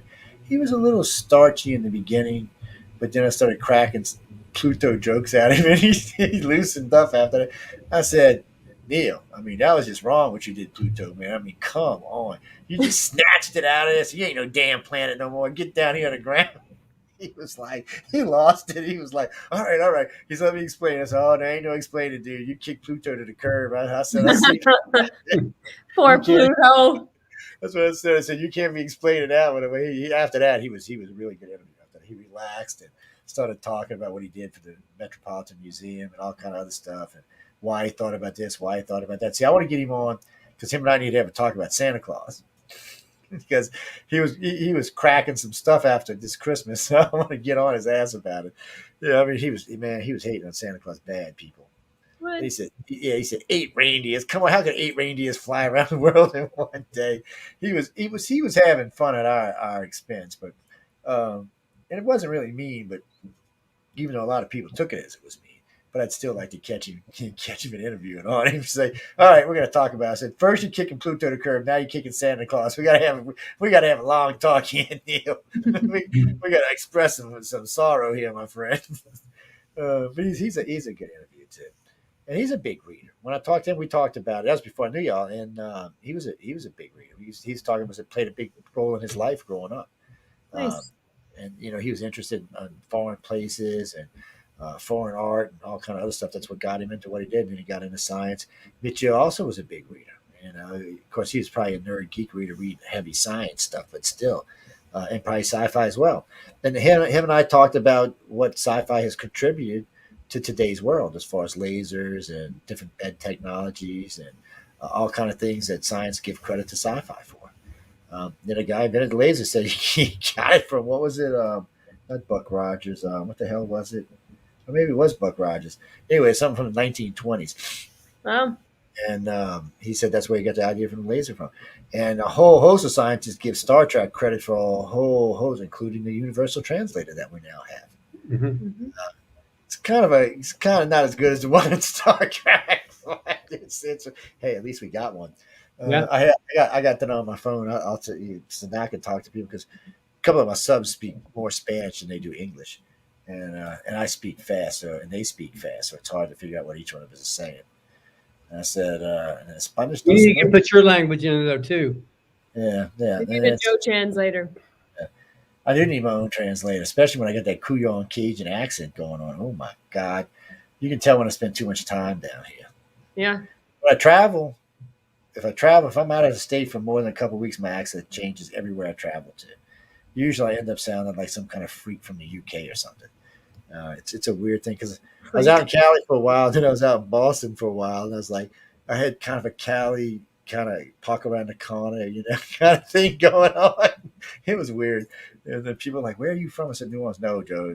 People from New Orleans don't sound like that. I said, "Yeah, that's where I'm from. I'm from New Orleans." I said, "I'm from Nolens, actually." I said, "We don't call it New Orleans. We call it Nolens because we're lazy." It's Nalan. Nolens, yeah. It's just a slang thing. It's like people always say, "Well, I'm going to the French Quarter or Bourbon Street." It's the Bout Carré for us. We don't call it the French Quarter. That's how tourists give themselves away immediately. Tonight we'll go to French Quarter. Okay, tourists, where you want to go? because the locals call it the Vieux Carré because that's what it is. It's the Vieux Carré. But And you're not there right now, right? right now, but I will be in the morning. So I'm there every day. I'm in the Oh, city every okay. day. So my both this part of the station's based there at the 105.3 tower, and then my other job, my construction company is based out of New Orleans. We do maintenance and construction. We've been moving some of the stuff to the coast, but it's out of there. I used to keep a condo down there, but man, it's so crazy. We'd shoot them up down there like that. I don't want to right now. Mm. Matter of fact, Martha goes everywhere I go when I'm in the city. It's just the other day I was downtown New Orleans. There was 11 carjackings. What? I'm thinking, yeah, don't even think you're gonna carjack my car because you're not gonna like what's gonna come next. It's just gotten dangerous. But the bad part is they're 11 carjackings. They arrest 5 people. 5 hours later, they're carjacking again. So everybody in the city is just keeping their stuff close to them and staying safe. So it's just on the coast where I'm at right here. There's virtually no crime. The only crime you got to worry about is this is a bedroom community and it's a tourist community. So Mm. this time of year, there's nobody here. There's a lot of big multi-million-dollar homes around me, but nobody's in them. Mm. You see them for Christmas, and then from January all the way until about April, there's just nobody here but us, which is really nice. So it's like a Home Alone film. It is. Yeah. I got some neighbors now. All of a sudden, decided to build a home next to me. 5 years, no neighbors on the whole street. All of a sudden, I got a neighbor. I'm like, really, really? I should have bought that freaking lot. I knew I should have bought that damn lot. But it's nice, and it's a nice neighborhood. And I snuck into it. A friend of mine, he said, "How did you get into Henderson Point?" Jesus, Joe. He said, "The house over there is so damn expensive." I'm not telling you. I snuck in, man. That's it. They ever find out I'm as poor as them, they're gonna kick me out. Hmm. It's a great place to live, and like I said, there's virtually no crime other than you got to watch in this time of year that if your house is vacant, somebody might try to get into it. But as far as violent crime, nah, it's pretty much non-existent. That's good. Like today, I came in, I went and sat on my boat dock for about 10 minutes, watched the sunset. Nice. Yeah, watch the dogs run around the yard. I don't want to get too close to the water because in case there's an alligator or something. But it's just a very nice place to relax and chill out. And have no. Now though, I'm getting ready to remodel my house, so it's going to be a disaster for about the next 4 months. So do you worry about the dogs running around with gators out there? Well, see, it's weird. So if it hasn't been a bunch of rain, the bayou on my end is connected to the Gulf, so it's really salty, so they'll stay out of there. Yeah. But if we get a lot of rain, though, they get forced down from the river down by where we live. Interesting. And so I got a bulkhead on one side of my yard, on both sides of my yard, so it's too high for me to get up there. But I have a boat launch in my yard, so they can come up the boat launch if they want to. So I don't let the dogs get. I'm more worried about the eagles and the hawks and the damn other birds getting them than the damn. Wow. Yeah. When we first moved here, we still do. We have a breeding pair of ospreys that's winter here. I mean, summer here, 6 months out of the year, they fish off my back porch. They used to eat on the porch, but since we live here now, they go eat in the tree. But they still fish here, and beautiful birds. They don't like my dogs. They don't care about my dogs. Plus, my other 2 dogs hated birds because Charlie, when he was a puppy, a seagull tried to carry him off. So ever since then, he became like anti-bird. If he sees even a shadow, he would lose his mind. So he taught little Fiona, the one I have now, not to trust birds. So if they see any bird, they start immediately barking, growling, snarling. Usually birds, when they see that, they kind of go on. But we have 2 bald eagles that fish not Wow. far from here. So I worry about them because they ain't going to be scared of no chihuahua. They'll be like, whatever, you're just going to be a snack. And the hawks, they leave them alone too. But it is, when you live out, see, we don't actually live in the country. We live in between 2 cities on the coast. It's kind of Sounds like nice. it's like a suburb with very few neighbors, except in the summertime. There's a lot of neighbors here. Huh? It is. It's very comfortable, very relaxing. I hate that they built the bridge not far from my house now, but I hate it and I don't hate it. It's a weird thing because it picks up a little more noise, but it'll act as a wave barrier for my house when a hurricane comes in.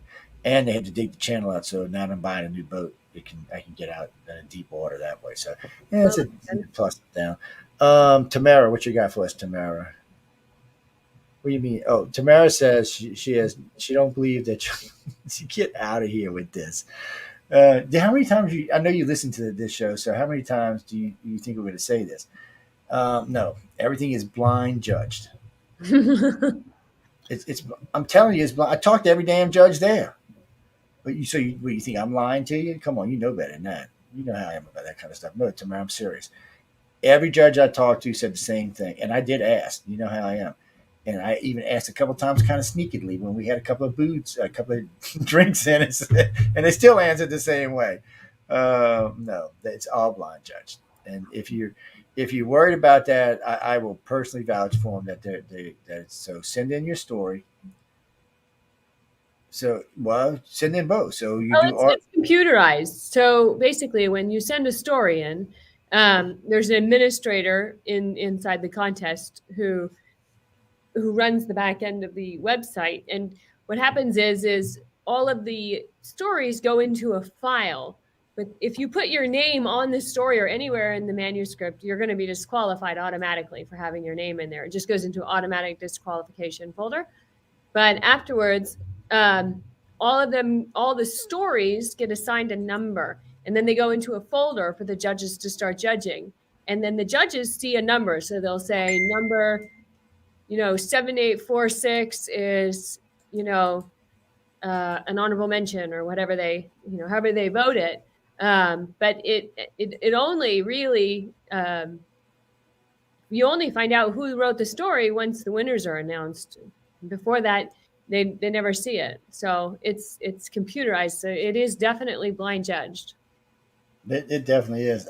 Iola just sent this part of her story.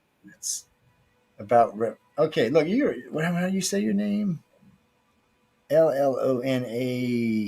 Look, girl, what are you like Kazakhstan somewhere or something? Pakistan? No, that's not Pakistan. That's like a Polish name or something, maybe a Ukrainian name. She said, "Yeah, this is the start of a story. Wherever did I publish it right or did I do it right? Because it looks like the same thing twice. Where did it go? I don't know if I got in there. Tell me if I did, because I know you're watching the video. She was sending me this the other day.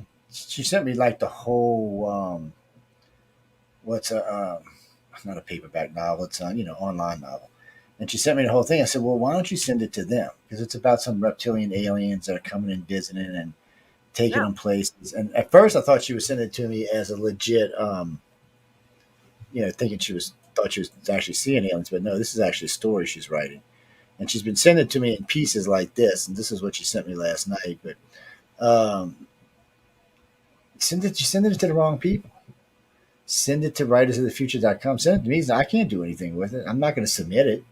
Even if you send me the whole thing, I'm not going to submit it. Yeah, it can be up to 17,000 words. It's got to be a complete story. You can't When say. did it get bigger? Right? Wasn't it 10,000 words last year? Did this thing grow on me when I wasn't paying attention? It's been 17,000. All right. I thought y'all pulled a slick on me there for a minute. No. We did probably say that there is an average, 5 to 10,000 words is like an average winning story, but it can be up to 15 or 17,000, but it could even be one page if it was really good. I mean, that's a flash fiction, but it is not likely to win, but it's not impossible. It's happened once. Yeah.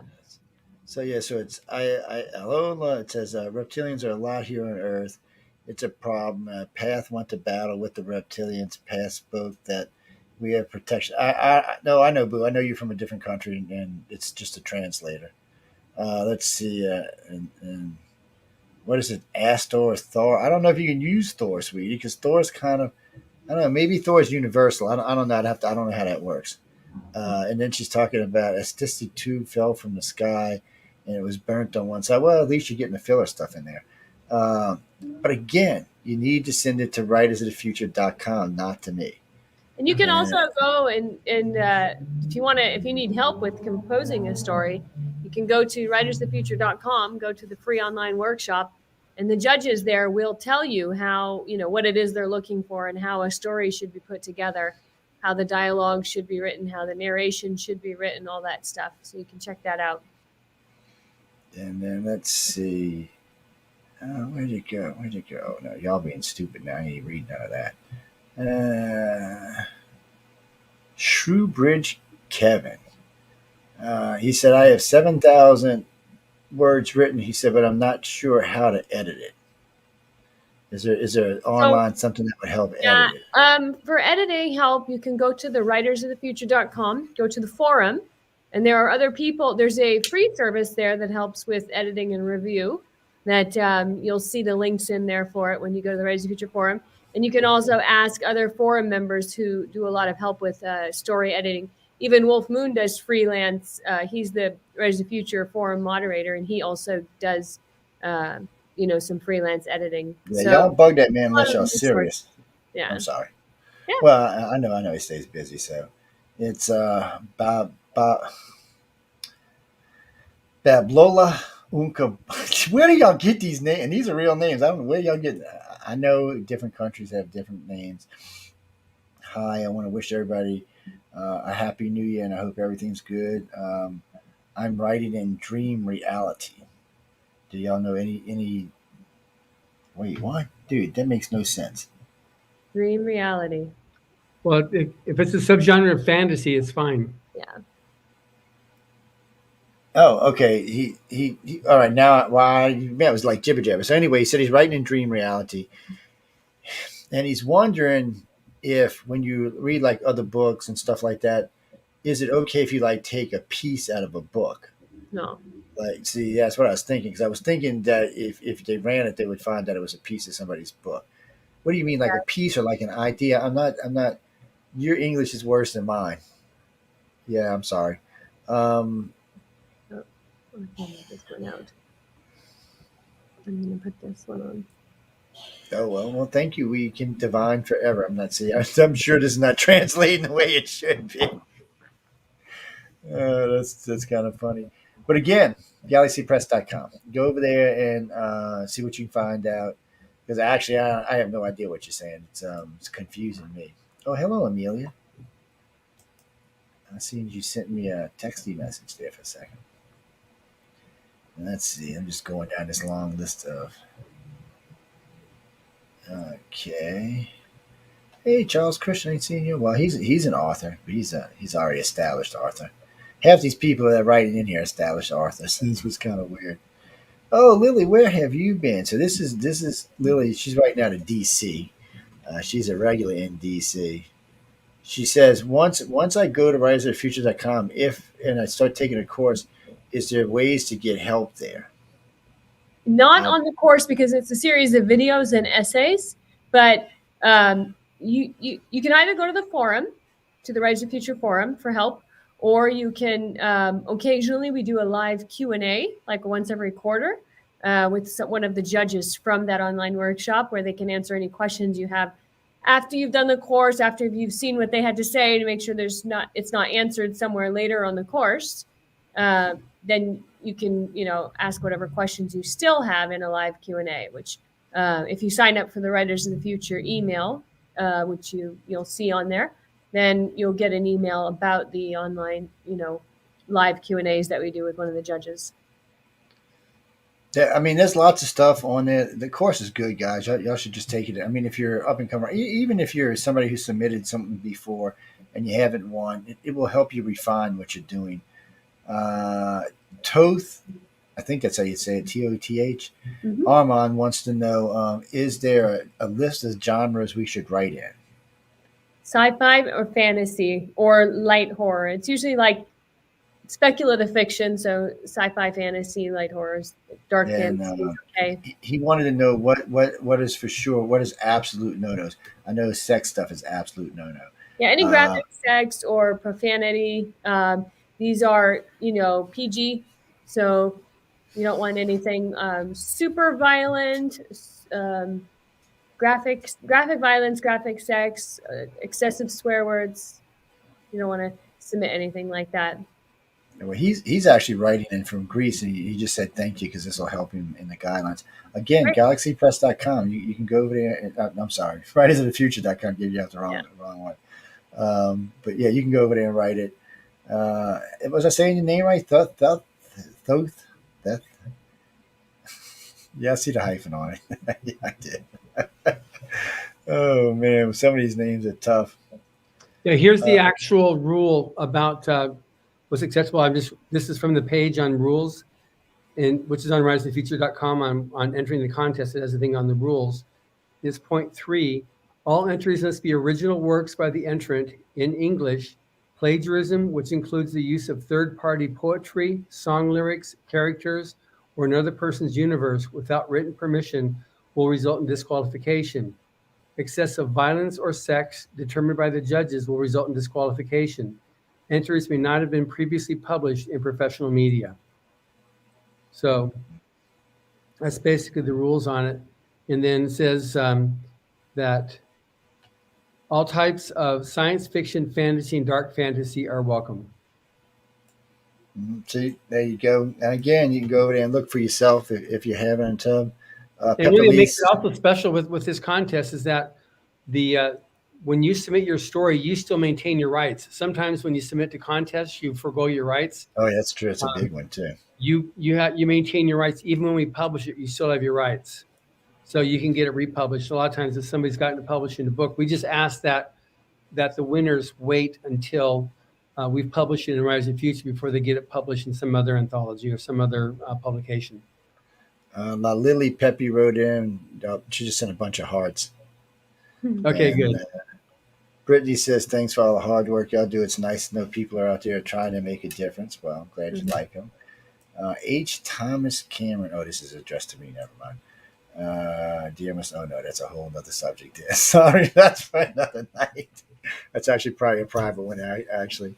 But yes, Thomas, I've seen your thing, and I will contact you. Thanks for sending me your phone, and I'll contact you as soon as I get a chance. I seen Chris Cameron's writing in. Y'all stop dinging me. Sorry, I'm fussing at him. Chris Cameron's writing in. How do you get a ticket? A ticket to what? Oh, do you mean a gala? You don't get no tickets to the gala.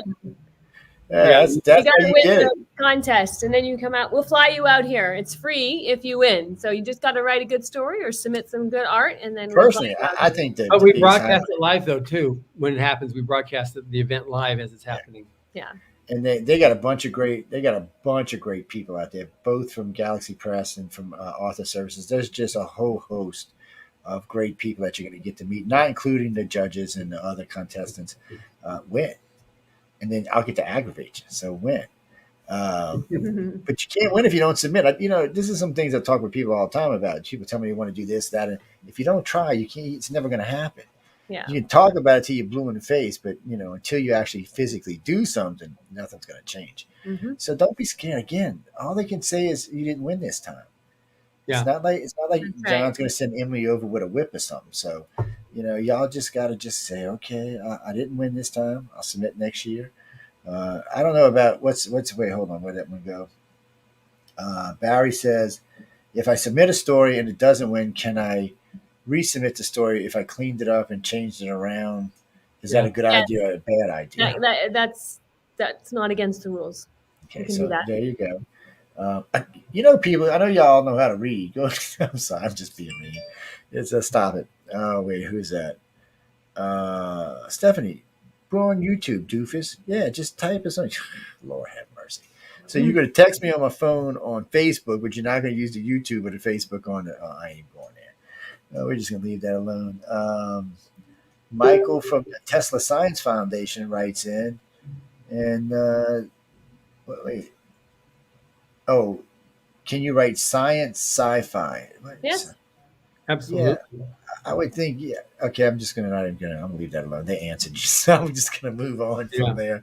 It's y'all got a couple of more questions, Sometimes guys. does well also in the series because it's sometimes it's really good stuff. Yeah. With people have a lot of fun with that, and so that sometimes does very well with the Rise of the Future.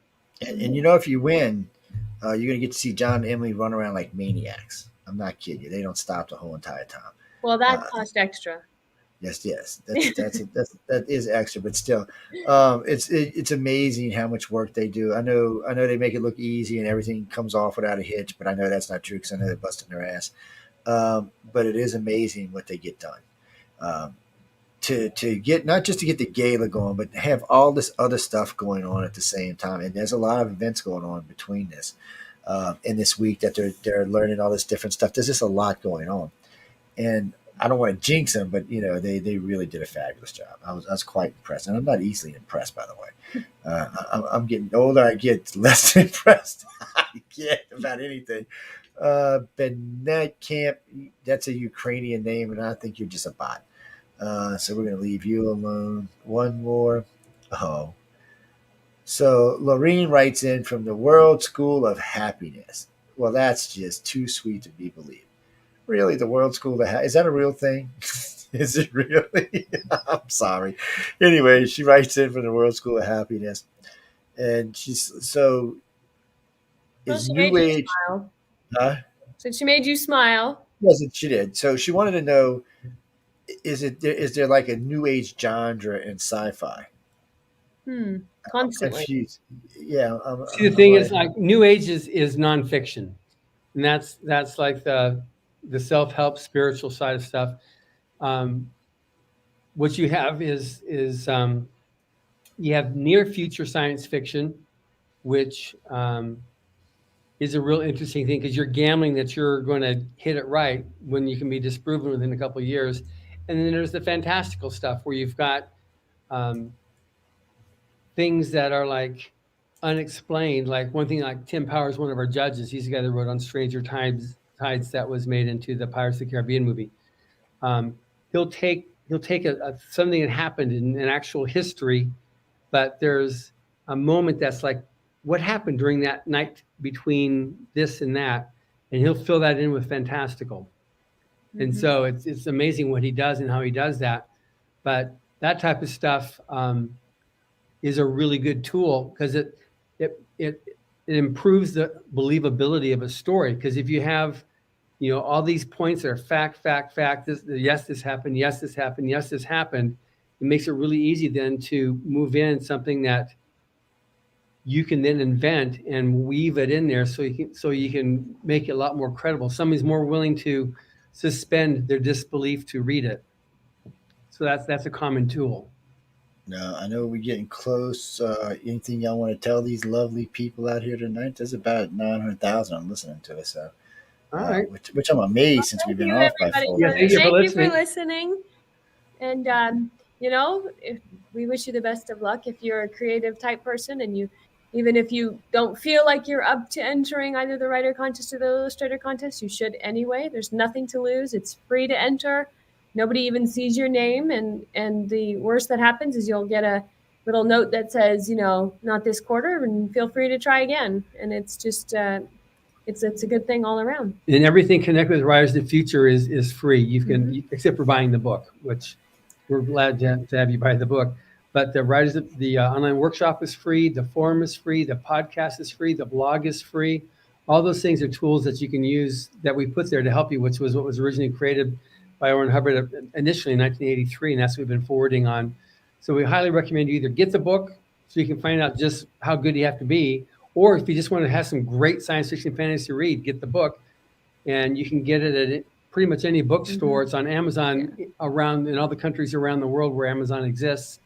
And then you can also go to Galaxy Press. The other thing which you talked about, which is in that picture right behind you, Battlefield Earth. It's the 40th anniversary this year. We'll be definitely be talking more with Joe about that over the years, over the rest of this year. But it's a perennial bestseller. It continues to be one of the best-selling science fiction books, and there's a reason for that. And if you've not read it, I really, really, really highly recommend that you check it out. Again, go to galaxypress.com and you can find out more about it there.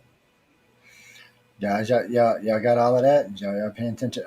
Marcia, no, I'm. You mean for the Tesla Science Foundation? No, I'm actually a director there. That's why so many people over there know me. Yeah, they picked me up a while back for some reason or another. Some science conversation I was having when somebody got me recruited.